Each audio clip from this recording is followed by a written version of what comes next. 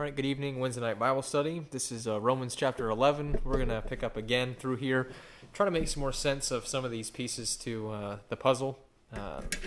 Again, what we've been trying to address and really go over is the concept and the understanding of Israel's future. And so in Romans chapter number 11 and 10 and, of course, 9, Paul gives the parenthesis and he's discussing to you all what is happening with Israel, who are Israel, and if you'll notice that there's a good understanding here about why you can't be Israel. And let's make this very clear. From the very beginning in Romans 11, you can't be Israel because he talks about Israel in the negative sense, right?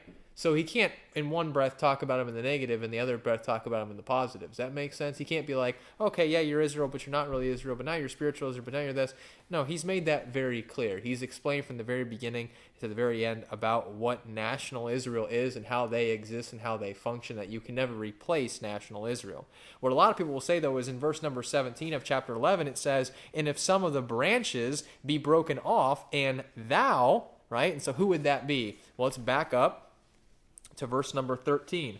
In verse number 13, we have the discussion kind of transform or shift gears to talking to the Gentiles. So from this point forward, there hasn't been any discussion of the Gentiles. Romans 9, Romans 10 has all been directed toward Israel. And then he says, okay, Gentiles, verse 13, for I speak to you Gentiles, and whenever you see the big capital G, he's talking about all the nations. He says, all the Gentiles. And this is saved and unsaved. He says, I'm speaking to all you Gentiles, inasmuch as I am the apostle of the Gentiles, I magnify mine office. And he goes, and when I talk to you, if by any means I may provoke to emulation them which are my flesh, which again, that would be national Israel. And his goal is just like he says in 10 verse 1, that I might save some, right? In 10 verse 1, he says, my heart's desire and prayer to God for Israel is that they might be what? Might be saved. And then he says over here in 11 verse number 14 that he might save some of them. And the only way that they can be saved is in what way, shape, and form? Well, the equal common ground by faith. Verse number 15, if you read what he says here, for if the casting away of them, which is who? Israel. And the casting away is a term where you would get rid of, push away, not be close to God. That's a kind of a phrase that the Gentiles were for a long time. They were castaways, right? They were gone. And he says, for if the casting away of them be, and if you notice what he says here, the reconciling of the world. And so we said that because they were cast away, and we looked at the Abrahamic covenant in Sunday school, but this all kind of ties back together. The Abrahamic covenant said that it was going to be in thy seed shall all the nations of the earth be blessed, and that you were going to raise up, and that all the Gentiles. Let's look at that and go back and make sure that's very clear in your mind from the prophetic standpoint. Look at the book of Isaiah, please, and look at chapter number 2. This brings back to a position of, okay, Israel, what were you supposed to do? And why is it so difficult? Why is it that it's a problem? Really, it's because you do not appreciate, you do not take into account, you fail to appreciate the dispensational change. And I've said many times, it's like this, right? You go to a play, okay? And everybody in the play is going to be I mean, this is a really famous play. Let's say it's like Macbeth or something, right? So there's 6 acts to Macbeth, and in the 6 acts, all the actors get together and they go, you know what? Because of tonight, we're gonna cut it a little short, and what we're gonna do is we're gonna skip Act 3 and 4. Okay, so we're gonna go 1, 2, and then we're going to go right to 5, and all the actors are like, okay, yeah, sounds good. All right. Well, unfortunately, some of the actors weren't in that meeting, so they get out and they go onto the stage that day. They do chapter 1, act 1. Everybody goes, oh, that was real good. Curtains closed. Open them back up. Act number 2. Great. Everyone's like, this is awesome. Curtains closed. Right. They open them back up, and all of a sudden, everybody's doing act 3, and then you got some people that are doing act 5, and everything's getting really confusing. Well, you're doing act 3, and you're doing act number 5. Now, think about all the people sitting there, right, in the audience watching it. Is it going to make any sense what's going on? No, right? The Act 5 people are going, well, we see this because of this. And the Act 3 people are like, what are you talking about? Well, you weren't there for the meeting. This is what was said. And they're like, well, no, we're just going to do it just like this because this is how it says it's going to do it. Yes, but you have to appreciate this. Now go back and kind of relate all that to church, right? People sit in an audience and they watch church and they go to one service and they see that and they go, that kind of sounds like he said two different things. They go to the next service and they go to another church and they go, that guy said something completely different, right? And then they come to Suncoast and they're like, what are you guys talking about? You know, where did that come from? And so what you realize is that what would the reviews of the play be? I've said this before. What would the reviews of the play be? Would anybody say go back to church? They'd be like, nah, nobody knows what's going on, right? And of course, there's going to be the fringe people who are like, oh, that was so very deep. You know, I got the meanings and the metaphors. Like, no, you didn't. It was confusion. It was utter confusion. And now you're just going to lie to yourself and say you got all this great stuff out of it, put on the facade and put on the act, as opposed to sitting there and questioning it and saying, oh, questioning things is not a problem. There's no problem at all with saying, is that what that really says? Is that what that really means? You should do that. That's what we call discernment. And when you exercise spiritual discernment, that's when you can really come to an appreciation and understanding that far exceeds a lot of people. But one of the very few things that people want to do, everybody wants to have knowledge about the Bible, but there's a verse that Paul says, and hold in Isaiah 2, look at this verse with me in the book of Colossians. Look what he says here. Colossians 2, he says this. 2 verse 1. Paul reads, for I would that you knew what great conflict I have for you and for them at Laodicea, and as for many as have not seen my face in the flesh, that their hearts might be comforted, being knit together in love. And look what he says, and unto all riches of the full assurance of understanding. And how does that occur? 2, the acknowledgement of the mystery of God and of the Father and of Christ, in whom are hid all the treasures of wisdom and knowledge.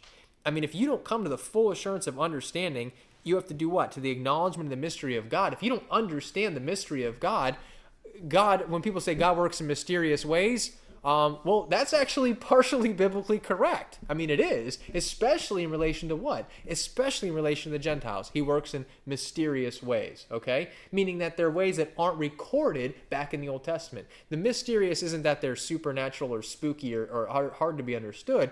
They were just not revealed. So they're mysterious in the sense that it was a mystery and then it was revealed. So a mystery, you go see a dinner mystery, right? And who shot so-and-so? And then at the end, you go, oh, it was that guy, okay? Well, the next time you go back to that dinner, mystery, a murder mystery, are you going to know exactly how it works?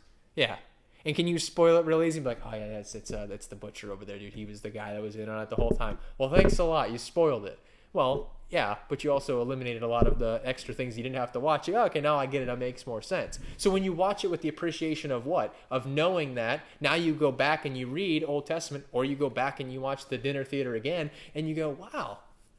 See, I didn't realize when the butcher did that thing, that was kind of a little foreshadow, okay, that was a little helpful. So that's kind of what we're doing with the mystery, is that you get full assurance of understanding, you acknowledge the mystery, and then as a result, it's in Christ and in the mystery is hid all the treasures of wisdom and knowledge. So what happens with like Romans 11 and Romans 9 and Romans 10 and other passages is that it's really easy just to say, okay, the church replaced Israel, or the church is now Israel, whatever word you want to use. And the problem with that is when and how long and to what extent. Is it everything? Does that mean the church now replaces them in all facets and manners and shapes and forms? I mean, I got one Bible verse in Revelation that says that he's going to pick thousands of individuals from each tribe, and well, how does that work? Okay, that's just one verse, and I can give you a lot more examples about future Israel. Well, look at Isaiah chapter number 2, and let's keep into understanding and context here, okay? Understanding and context about that when Paul says in Romans chapter 11 that through their fall, salvation has come unto the Gentiles. This is kind of the opposite of that. He's saying that really through their rise, that knowledge and salvation comes, right? I mean, the teaching and instruction about knowledge is how you get salvation, right? Does not Paul say to Timothy that the scriptures are able to make thee wise unto salvation? That you're able to read the scriptures and then become wise to salvation? Well, who are the ones that possess the scriptures? Who are the ones that had the oracles of God? I mean, the Jews were given the scriptures. They wrote the word of God. And I'll make it very clear, what they were supposed to do is to go out and teach all the world, teach all the nations, explain to them, right, what the gospel of the kingdom was, explain to them the future of their, hey, king, I'm glad you roll over this area here, Jesus Christ, you may have heard about him. Yeah, he was kind of a big deal. He was killed, but he's not dead anymore. And as a result, he's coming back, and he's appointed a day in which he's going to judge the world and rule. So you need to align with us right now, and we're going to baptize your nation and associate yourself. And we're going to teach you to observe all things whatsoever the Lord Jesus Christ has commanded, and then Christ is coming back. So are you interested in that? And the nation could say what? No, I don't want anything to do with that. And the nation says, yeah, let's stay on board. But let's make this very clear. That never happened. How many leaders did we see Peter go and talk to? Where are all those leaders? I mean, Israel, and that's about it. Jerusalem, and that's about it, right? So go over here to Isaiah chapter number 2 and read what he says. The word that Isaiah the son of Amoz saw concerning Judah and Jerusalem. So you have to ask yourself, we use the word Israel a lot. Well, isn't Judah included in Israel? Well, yeah. And isn't Jerusalem where the Jews live, where Israelites live? Yes. And it's very clear that a lot of people don't realize, but in Jerusalem, it wasn't like we had a bunch of Gentiles hanging out there. Do we understand that? I mean, are we clear that there's no like, oh, here's the corner of Jerusalem where all the Gentiles hang out? They don't live there, right? There's several passages of Scripture, one of which is when Christ says to the Pharisees, he says, yeah, where I'm going, yeah, you can't come after me. And they say, well, where's he going to go? They say, number one, is he going to go to the Gentiles, because we don't go over there. And even when Paul is talking with Christ there in the book of Acts in chapter 21, he says, depart from Jerusalem and get thee far hence, so I'll send you unto the Gentiles. And so it's a picture of getting out. Okay, so go back to chapter 2 of Isaiah and look at verse number 2. Now, here's where we're coming to this understanding. People say, well, how do you use the book of Isaiah, Jason? How do you have any clue that this is how you can say, this is talking about Israel, this is talking about the tribulation, and this is talking about the gospel of the kingdom? And, well, how do we know that? Well, number one, right here it says, and it shall come to pass in the last days. Okay. So anytime you see the word last days, how many lasts can you have? You can only have one last.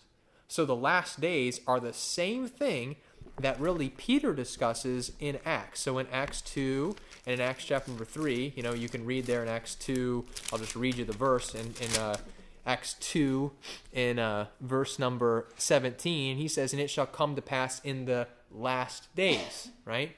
So he's referencing the last days, and it's very clear from the prophetic element that the last days were greatly upon them. I mean, it was crystal clear what was going to happen next. From the perspective of prophecy, it was, go out and do what? Go reach those Gentile nations, go out and teach that gospel of the kingdom, preach it. Okay?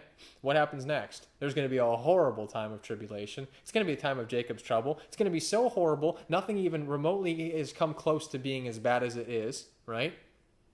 And then what happens next? Well, Christ comes and does what? Has a judgment and then establishes his kingdom and says, here's my kingdom, I'm here. So that's what the prophetic element is in a nutshell. That's it. That's what you got. So what's the problem? Well, it's like I just said in the very beginning. Act 1, 2, we're going to skip 3 and 4, and we're going to go right to 5. And so the 5 part is all of a sudden, now we're talking about kingdom, but where's the tribulation at? When is that happening? At what point in time does that occur? And what about Israel and their job and duty to go out and evangelize and talk to the Gentile nations? Go back to Isaiah 2 and read what he says again. Verse 2, it shall come to pass in the last days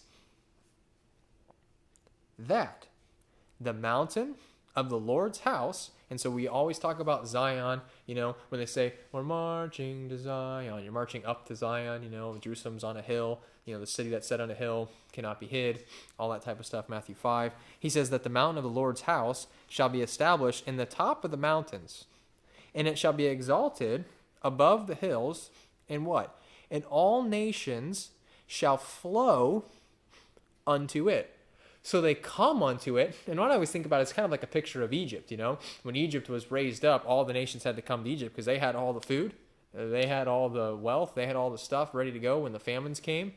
And he says, they all flow unto it. Verse 3, and many people shall go and say, come ye, and let us go up to the mountain of the Lord, to the house of the God of Jacob. And what will he do? Well, he will teach us of his ways, and we will what? We will walk in his paths. For out of Zion shall go forth the law and the word of the Lord from Jerusalem. So if you think about when Christ says, okay, Luke chapter 24, got it in your mind? He says, tarry ye in Jerusalem until ye be endued with power from on high. Then where? Then Judea, then Samaria, and then the uttermost parts of the earth. Okay, so the it's going to go forth out from where? From Jerusalem. In verse 4, and he shall judge among the nations, and shall rebuke many people, and they shall beat their swords into plowshares, and their spears into pruning hooks. Nation shall not lift up sword against nation, neither shall they learn war any more. So when I told you that when Jesus Christ was come to make the kingdoms of this world the kingdoms of himself, and really he does that because he has the power through God the Father, which God the Father says, let me make thy foes thy footstool, and he says, you have all power. Is anybody going to really be fighting? It's kind of like this. If America flexes its muscles a little bit, are people going to really go to war? Well, America now doesn't really flex its muscles as much as it used to, but we could flex a muscle, drop a bomb or two, and everybody be like, all right, we're chilling. We're not going to get involved in this. We don't want to get in trouble. And so that's the same thing here with them. Christ has such power that people are scared of him, and they go, well, I'm not going to try to fight. Why would we try to get involved in a war against any nation? Because Christ is going to come in, and he's going to take care of that in an instant, right? So this is talking about, what takes place in the kingdom, and of course what takes place prior to that. Look what he says to him in verse number 5. All of this comes back to a nice, crystal clear picture. Verse 5.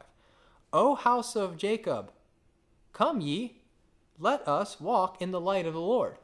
So light is a picture of understanding. When you walk in light, you have understanding. So when you see Jesus Christ, and let's turn to Matthew 5, when you see Christ in Matthew 5, start making these topics and discussions about light, right? What was he supposed to do? Well, let's get this very clear. That Jesus Christ, in his earthly ministry, we all know what Matthew 10 says, right? We all know what John 1 says, Matthew 15. All of those passages discuss Jesus Christ's earthly ministry to Israel to prepare them, to groom them to do what they're supposed to do, according to prophecy. John the Baptist was, as they say, a prepare, right? He says, prepare ye the way of the Lord. Prepare it. Get it ready to go. Get everything in order. Get everything cleaned up. And so for so long, the nation was in such dismay and horrible, sin that, as you can read in the end of Malachi and the other passages, that, look, they needed some serious intervention. Maybe we'll look at some of the passages in Luke 1 and 2 in just a minute, but look at Matthew 5. So we saw in Isaiah 2 that he's talking about light, right? He says, O house of Jacob, come ye, and let us walk in the light of the Lord, right? Come ye implies, look, you got a choice. You going to come or you're not going to come? You going to stay? What are you going to do? You going to align yourself with me or are you going to stay in your sin, right? So if you read in Matthew chapter number 5, he says in verse number 13, he says, ye are the salt of the earth. Okay? You're what gives the difference. You're what makes the flavor. You're what really sets everything apart. You can have a bunch of chicken, and then you put salt on one piece of it, and as you eat your chicken, you're like, it's just chicken. Eat this salt. You're like, wow, that was a ton different. That tasted better. He says, you're the salt of the earth, but if the salt hath lost its savor, wherewith shall it be salted? It is thenceforth good for nothing, but to be cast out and to be trodden under the foot of men. Okay, so we talked, again, about this phrase, trodden. We saw it used repeatedly over and over and over again, that you're trodden down. That in Isaiah we talked about that the hedge will be removed, that they'll be trodden down. We saw in Luke chapter 21 that what takes place in Luke 21, that they'll be trodden down until the what? Times of the Gentiles be fulfilled, right? So look at that. Look at Luke 21 just so you can hold. I know we're jumping, but bear with me.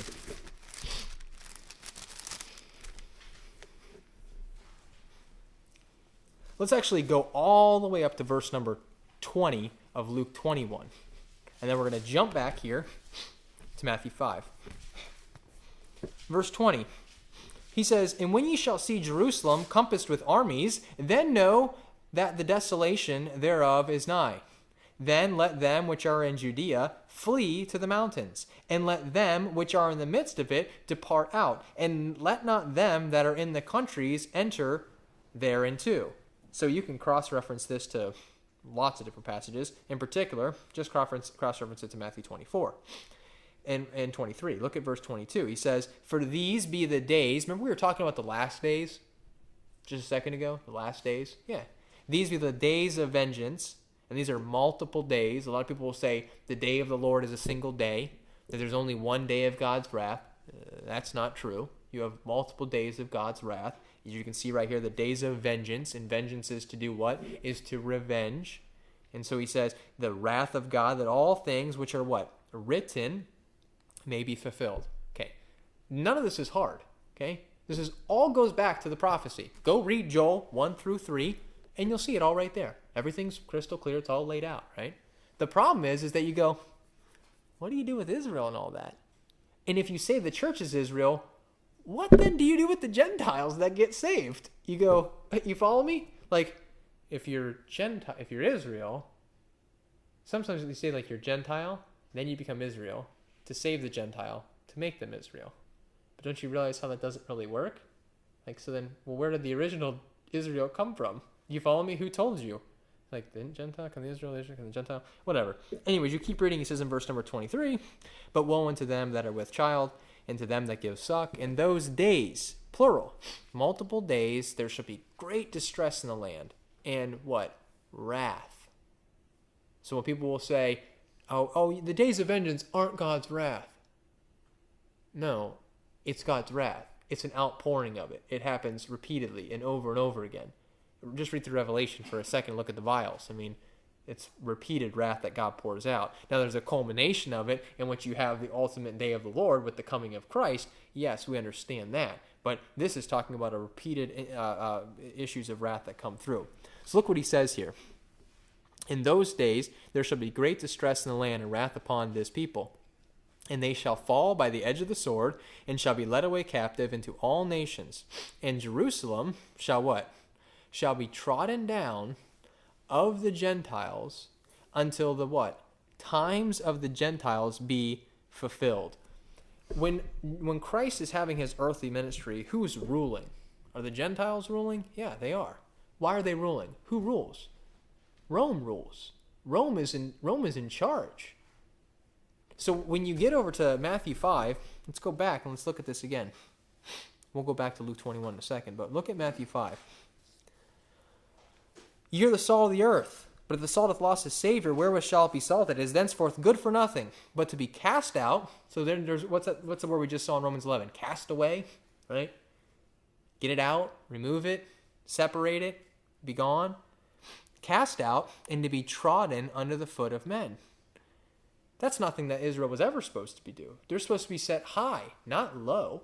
And when you're put down low, you can be walked upon. When you're put up on high, nobody's walking upon you. Verse 14, "Ye," the plural. Who is this ye?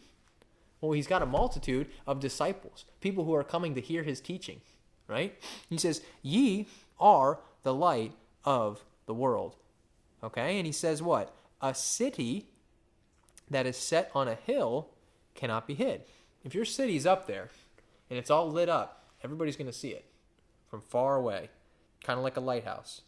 Now, verse number 15, this is all referencing back to Isaiah 2, where he says, "O Jacob, come ye, and let us walk in the light of the Lord." Walk. Isaiah 2, verse 5. Walk in the light of the Lord. Walk like you understand what's going on here, please. Right? Don't you think that Jesus had to be thinking to himself, God, are you serious right now? They're this bad? Wow. Okay. I mean, he's got to tell them everything. They don't understand anything. I mean, they're so gone out of the way that he's trying to find just a handful of them.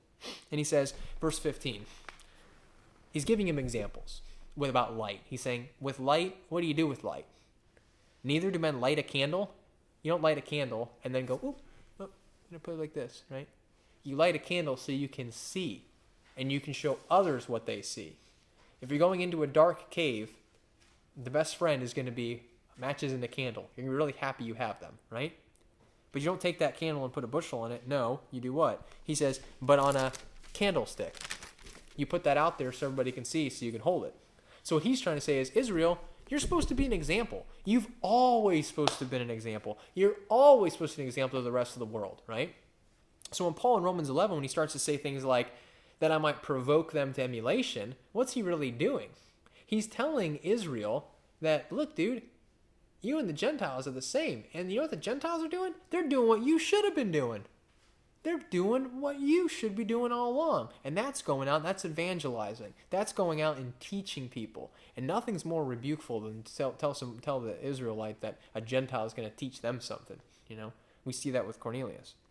So he says, neither, what? Neither do men light a candle and put it under a bushel, but on a candlestick. Look at another passage here in Isaiah 60 and compare this.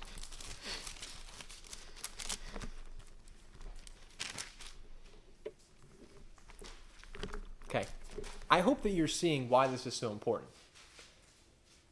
This is why people get confused. It's because you have all these verses that seem like they give a very clear picture as to what happens, and it is. The prophetical element is not difficult at all. It's there. It's very clear. It says exactly what's going to occur. The only problem is the definition of who the people are, who the players are. That makes sense? Nobody's going to disagree about how it happens or really what goes on to a certain extent. I mean, you need to be pretty clear that there's some minute issues that people would disagree about, whether you're an amillennialist or a premillennialist or a pre-trib or a post-trib, whatever. That's okay, great. But you do believe that stuff's going to happen at some point in time? Yes, of course. Or it has already happened? Yes. Okay. So that you follow me why I'm saying it's not as big of a deal as people make it out to be. Like, I understand you're a preterist, but you do believe that has already occurred? Yes. Okay. Now, when did that occur? Okay. You see, following me, I'm saying they're not disagreeing that the things will happen or that the stuff will be there. It's just whether or not it's already happened or what point in time it will happen. So most of it really comes down to the players, though. It's the biggest issue, is that who would Israel actually be in prophecy, or who would actually the Gentiles be? So as we're talking about light here, talking about lighting a candle and putting it on a candlestick, not under a bushel, and we sing the little song when we're little, right? This little light of mine, I'm gonna let it shine. You know, hide it under a bushel. No, I'm gonna let it shine. You guys remember that song, right? I mean, you sing these songs. But do you really have any idea what that means, right? Really. What did somebody just tell you about that when you were a little kid? Your light's Jesus and let your light show sign before men? Okay, that's all you can really think about. You're like, okay. But isn't there such a grander, more, like, not necessarily complicated, but a better explanation of what's going on and how that is used? Yeah. And don't you just do a disservice when you reduce doctrine that is really nicely preserved and laid out for you down to a little song about, you know, granted this is for little kids, but what does it do to you? You sing that till you're almost 30 years old. You're still singing this little light of mine. I sing little Bible songs all the time. I'll be driving in the car. I'm like, what is that little song? You know, oh, be careful, little eyes, won't you see? Like, it's stuck in my head. It's just there. And that's this, like, nurture and indoctrination piece that you have. I'm not saying there's, you know, all that much wrong with it, but go to verse number 60. There's more understanding you can get. Go to verse 60. Look at this one. He says, arise, of Isaiah 60. Arise, shine, for thy light is come, and the glory of the Lord is risen upon thee. What makes you shine? Well, the light does. Who is the light? Jesus Christ is the light, right? He says, you know, walk while you still have the light. When Jesus Christ is gone, watch out.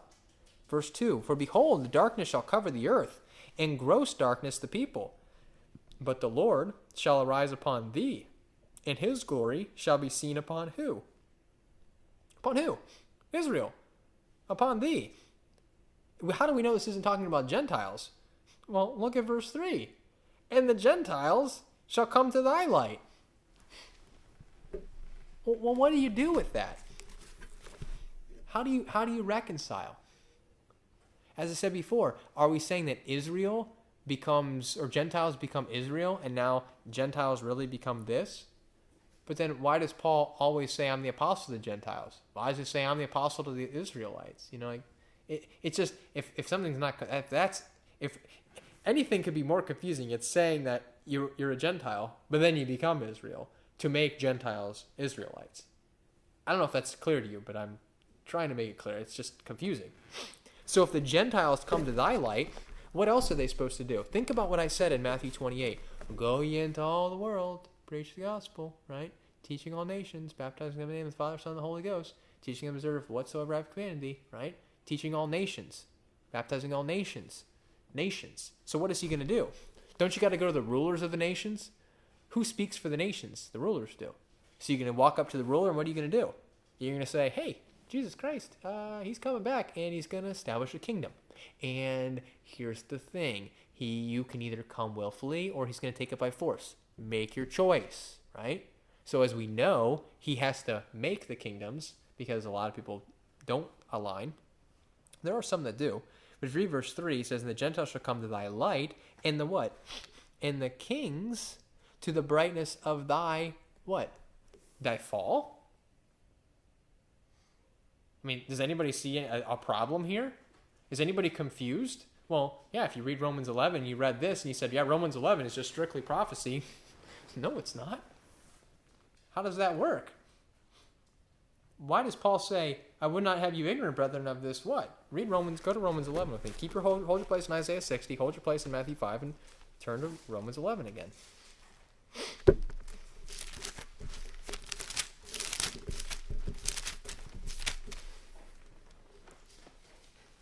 Verse 25. He speaks all this stuff, and what is he calling that? He's calling that a mystery. Everything he talks about here, he says, for I would not, brethren, that ye should be ignorant of this mystery. What's this mystery?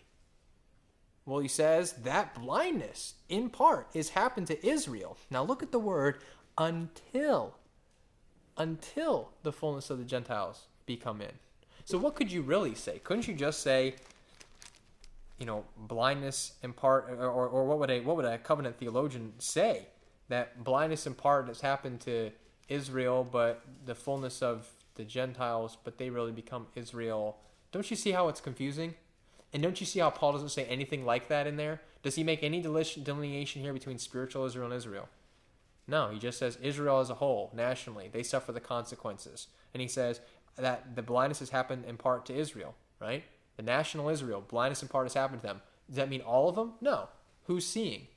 Those who believe by grace, as Paul calls it, the election according to what? To grace. There's a remnant according to the election of grace, and that remnant receives grace, and they get that by faith through Christ. So when you see the word until, though, until delineates something that's going to happen in the future, right? You are 25 years old until your next birthday, and then what happens? You're 26.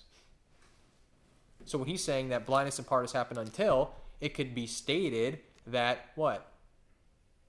There won't be blindness after the fullness of the Gentiles is brought in, right? That's why the next verse says, and so all Israel shall be saved. And that's why he goes through, and we'll get to that here in a little bit and go through a couple of these other passages. But how do you reconcile? I love this. I love thinking about this for a second. I love to wrap people's mind around the axle, as they say. You go, well, over here it says, brethren, my heart's desire and prayer for God to Israel is that they might be saved. And then over here he says in Romans 11, verse 26, and so all Israel shall be saved. And so everybody says there that what John MacArthur will tell you, says, what that actually means right there is he's talking about all Israel, that's the elect, and that's spiritual Israel, and that's all Israel that is the chosen of God. Oh, okay, you think that's what it means? Well, why don't you read it a little further? How about read this? Ready? And so all Israel shall be saved. As it is written, this is going back to prophecy, there shall come out of Zion the deliverer, and shall turn away ungodliness from Jacob. For this is my covenant unto them, when I shall take away their sins. Now look at this. He never changes. He says, as concerning the gospel, they, which is talking about who? Go to verse 26, Israel. And so all Israel shall be saved. There shall come out of Zion the deliverer, turn away ungodliness from Jacob. Covenant unto them, as concerning the gospel, they, there. Okay? So you see what I'm saying? Israel, verse 27, them. Verse 27, second half, there. Verse 28, they. It's talking about Israel. They are enemies for your sake, as concerning the gospel. Is that a true statement? Yeah, of course they are. They're enemies concerning the gospel. But what does he say? But as touching the election, well, which election is this? Is this the election over here in Romans 11 where he says, but the election hath obtained it, the rest were blinded? Well, no, this is talking about the election as a whole. He's saying they're elected even though they're in unbelief. Yeah. Wow. That's why he says here, they are beloved for the Father's sake. They're beloved. How are they beloved? We'll get there. They're beloved because that's how God's always seen them. They're still God's chosen people. Well, people would say, well, hold on. How does that work with Romans 9 and that not all Israel is Israel?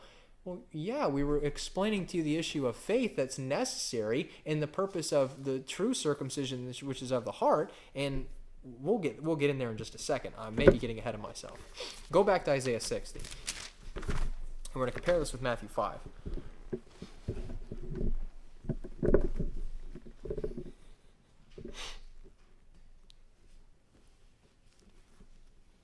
Look what he says here. I just want to read like Isaiah 60 through like the end of the whole entire book, but man, I could go all day. Let's go back to 60 and go to verse number 4. Let's go to verse number 3. And the Gentiles shall come to thy light, and the kings to the brightness of thy what? Rising. So Paul's talking about what? That through their fall, salvation has come unto the Gentiles, right? Okay. That doesn't really match up. Verse number 4. Lift up thine eyes round about and see. All they gather themselves together, they come to thee. Thy son shall come from far, and thy daughter shall be nursed at thy side. Then shalt thou see and flow together, and thine heart shall fear and be enlarged. Because the abundance of the sea shall be what? Converted unto thee. The forces of the Gentiles shall come unto thee. I'm just going to read a couple more of these things and go down to verse 12. The multitude of camels shall cover thee, the dromedaries of Midian and Ephah, all they from Sheba shall come. They shall bring gold and incense. They shall show forth the praises of the Lord. All the flocks of Kedar shall be gathered together unto thee. The rams of Nebaioth shall minister unto thee. They shall come up with acceptance of mine altar, and I will glorify the house of my glory. Who are these that fly as a cloud, and as a dove to their windows? Surely the isles shall wait for me, and the ships of Tarshish first, to bring thy sons from far, their silver and their gold with them, under the name of the Lord thy God, and the Holy One of Israel, because he hath glorified thee. And the sons of strangers shall build up walls, and their kings shall minister unto thee. For in my wrath I smote thee, but in favor have I had mercy on thee. Verse 11. He says, therefore thy gate shall be open continually, they shall not be shut day nor night, that men may bring unto thee the forces of the Gentiles, that their kings may be brought. Look what he says, for the nation and the kingdom that will not serve thee shall perish. Yea, those nations shall be utterly wasted. Is this not hard to see? I'm going to make these kingdoms mine. They're mine. So take a pick. Either you come to me and you worship me and you obey, or what happens? I kill you. Look at the book of Zechariah, and then we'll go to Isaiah 5. Or Matthew 5. Isaiah, Jeremiah, Lamentations, Ezekiel, Daniel, Isaiah, Joel, Zechariah.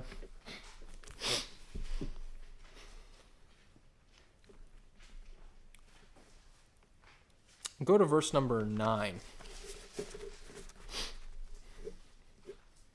of Isaiah, or Zechariah 14. I'd love to go through all of this, but it's not much time. I don't want to go an hour and 10 like we did last week. Go to 14 verse 9. He says, and the Lord shall be king over all the earth. And he says, in that day shall there be one Lord, in his name one.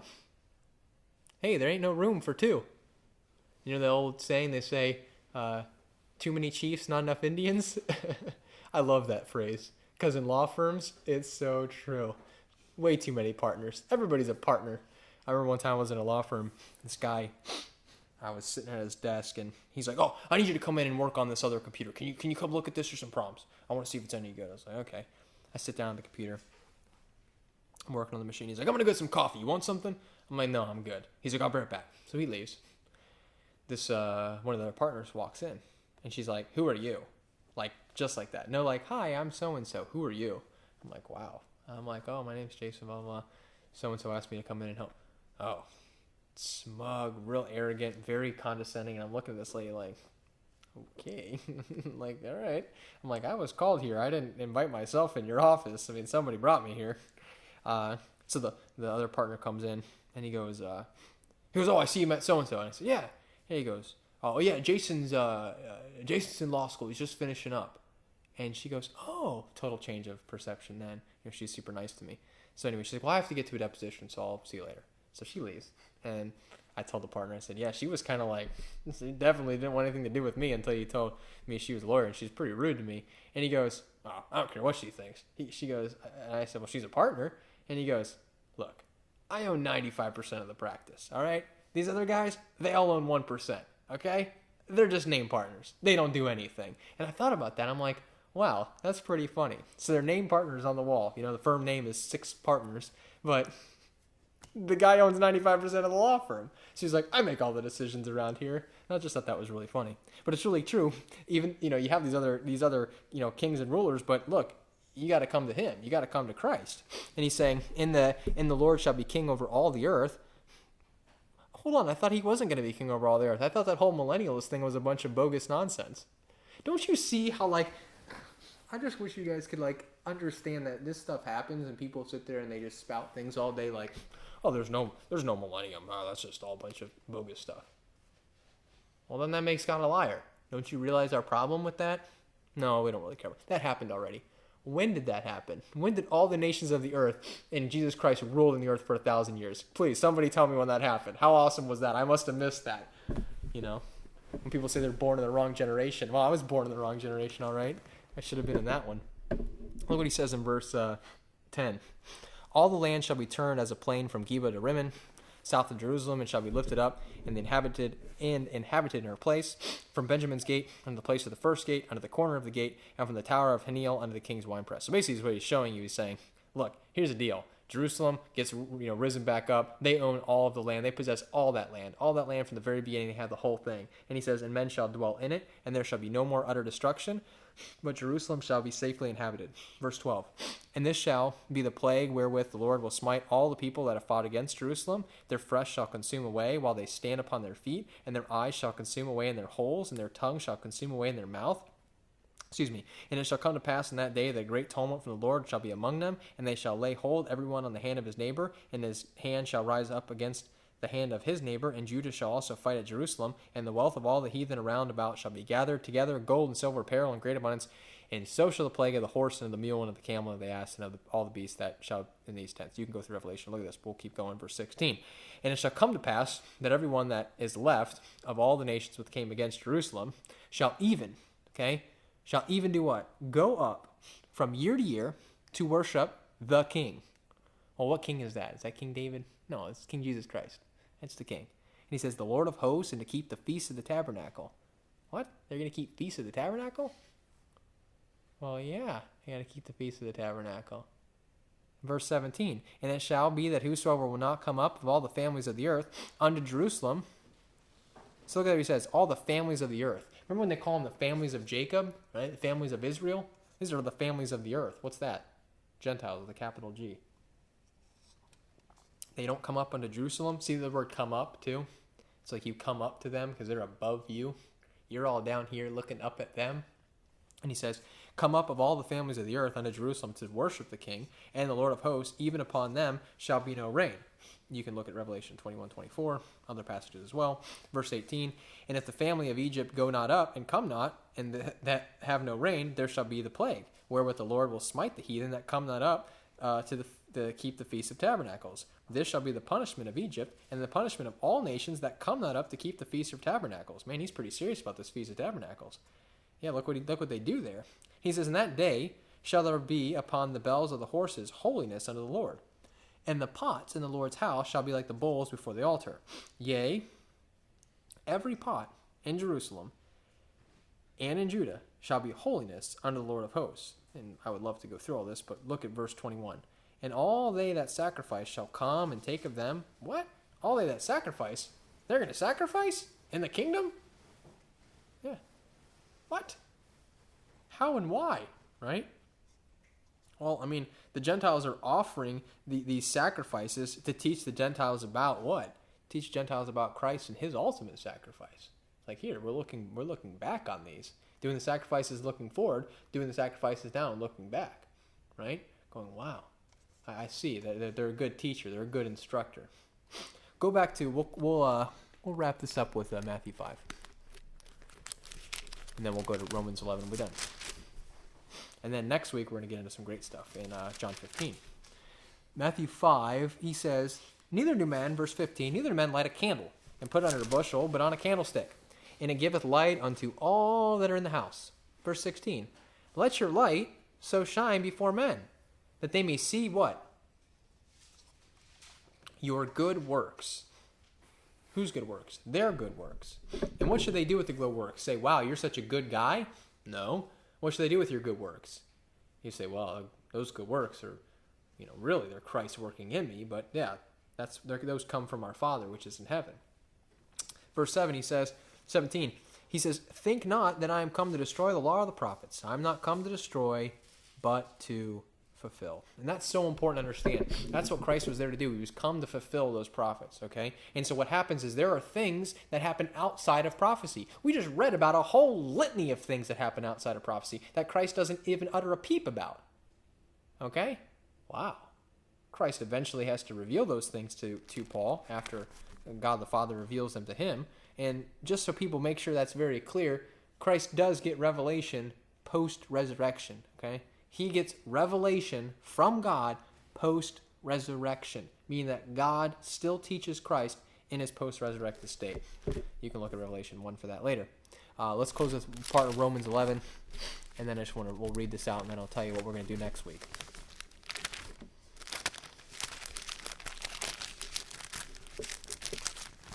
Romans 11, he says, for the casting away of them be the reconciling of the world. What shall the receiving of them be but what? But life from the dead. They are dead. Look what he says. For if the first fruit be holy, the lump is also holy. And if the root be holy, so are the branches. We'll really get into this next week with John 15. And he says, if some of the branches be broken off, and thou being a wild olive tree wert grafted in among them, and with them partakest of the root and the fatness of the olive tree, boast not against the branches. That's what instantaneously you want to do. When somebody puts you in that position of power, you're like, haha. Like you get the promotion and somebody doesn't get it, what do you want to do? You want to walk by that dude's office and be like, oh yeah, you check out my new office? Like, yeah, it's right there in the corner. Yeah, you like that, huh? It's pretty cool. Or when you win a game, what do you want to do? Or you get MVP or something like that, you want to make sure everybody knows, yeah, good game this weekend. Yeah, I heard you guys did pretty good. Yeah, we did all right. I got MVP, but something like that. You want to boast when you get something that somebody else could have gotten. You want to tell people about it. So he's saying, look, don't boast not against those branches. Don't fall into their ploy. That's what they did. Okay, they fell into this position because they wouldn't go out and evangelize, and so God said, fine. The word of God, it was necessary that the word of God should have first been spoken to you, but now we turn to the Gentiles, okay? And we'll look at that in Acts 13. He says, and if thou being a wild olive tree were grafted in, boast not against the branches, verse 18, but if thou boast, thou bearest not the root, but the root thee, right? What really is the root? The root comes down to it's something that you can't see. Can you see the root of a tree? No. It's there, isn't it? Yeah, it exists because you see what comes out of it. But what flows from that root, right? Well, if the root's good, what comes out of it? It's going to be a good, healthy tree. If the root's poisoned, what's going to happen? If you pour gasoline on the roots around a tree, what's going to happen? That tree's going to die. It's not going to happen. It's not going to work. And that's what we're going to look at, that really the root of the issue is the heart. And the heart is the root. We'll look at Matthew 12, and we'll see that obviously the root can't be seen. And we'll look at Matthew 3:10 that the axe is laid to the root of every tree, and we'll compare that to Deuteronomy 29, and then look at how this all works into John 15:1, and this whole issue of you're going to purge out the tree, and how that goes down with the tribulation. Okay, so let's close in prayer.